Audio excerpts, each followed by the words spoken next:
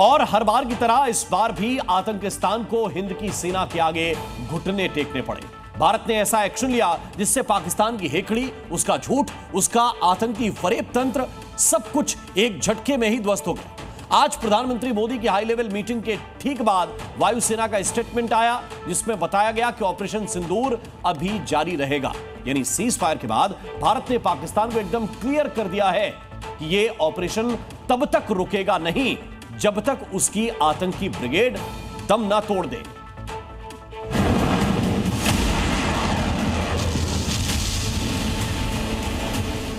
भारत ने एक बार फिर साफ कर दिया है, आतंकवाद पर पाकिस्तान से कोई समझौता नहीं होगा।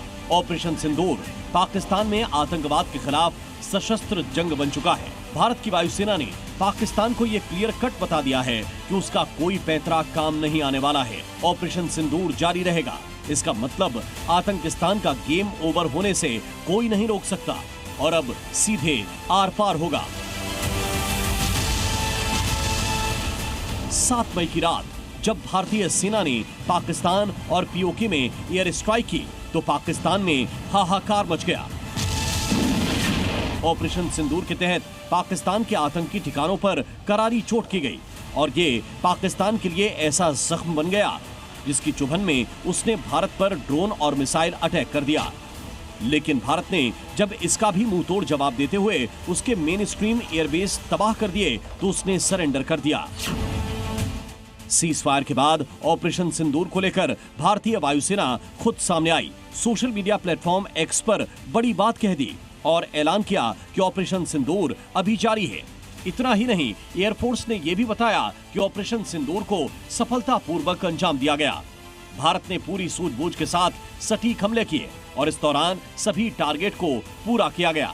वायुसेना ने भी बताया कि ऑपरेशन की पूरी जानकारी साझा की जाएगी और ये ऐलान उस हाई लेवल मीटिंग के बाद हुआ जो पीएम मोदी ले रहे थे, जिस मीटिंग में स्ट्रेटेजिक मंथन हुआ।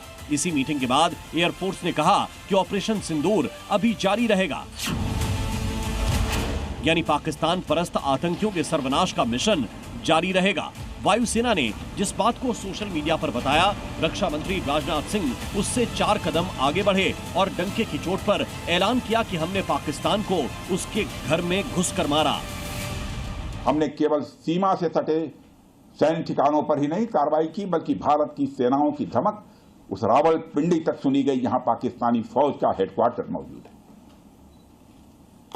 मित्रों, भारत में आतंकवादी घटनाएं करने और कराने का क्या अंजाम होता है, यह पूरे विश्व ने उरी की घटना के बाद देखा, जब हमारी सेना ने पाकिस्तान में घुसकर सर्जिकल स्ट्राइक की। पुलवामा के बाद देखा जब बालाकोट पर एयर स्ट्राइक की गई और अब पहलगाम की घटना के बाद दुनिया देख रही है कि जब भारत ने पाकिस्तान के भीतर घुसकर मल्टीपल स्ट्राइक्स की हैं। इंडिया ने अटैक किया हमारे घर के बिल्कुल पास।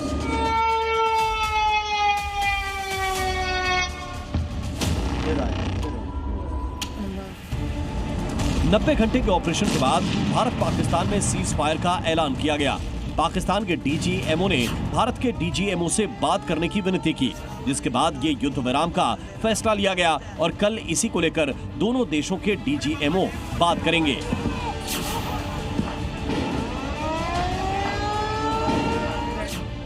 लेकिन कल होने वाली डीजीएमओ की बातचीत से पहले आज दिल्ली में एक हाई लेवल मीटिंग की गई, जिसमें प्रधानमंत्री नरेंद्र मोदी, रक्षा मंत्री राजनाथ सिंह, विदेश मंत्री S Jaishankar, NSA Ajit Doval, CDS Anil Chauhan और तीनों सेनाओं के प्रमुख मौजूद रहे। ये मीटिंग भी इस बात की तस्दीक करती है कि कल होने वाली बैठक में जो भी फैसले लिए जाएंगे वो भारत की शर्तों पर ही लिए जाएंगे। पहलगाम नरसंहार के 15 दिन बाद सेना ने पाकिस्तान और पीओके में एयर स्ट्राइक की। 25 मिनट में 9 आतंकी ठिकाने तबाह कर दिए और 120 से ज्यादा आतंकियों को ढेर कर दिया। रक्षा मंत्री ने बताया कि भारत ने सिंदूर का बदला ले लिया है।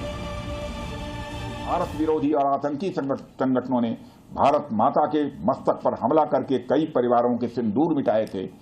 उन्हें भारतीय सेना ने ऑपरेशन सिंदूर के माध्यम से इंसाफ दिलाने का काम किया है। ऑपरेशन सिंदूर सिर्फ एक सैन्य कार्रवाई भर नहीं है, बल्कि भारत की राजनैतिक, सामाजिक और सामरिक इच्छा शक्ति का प्रतीक है।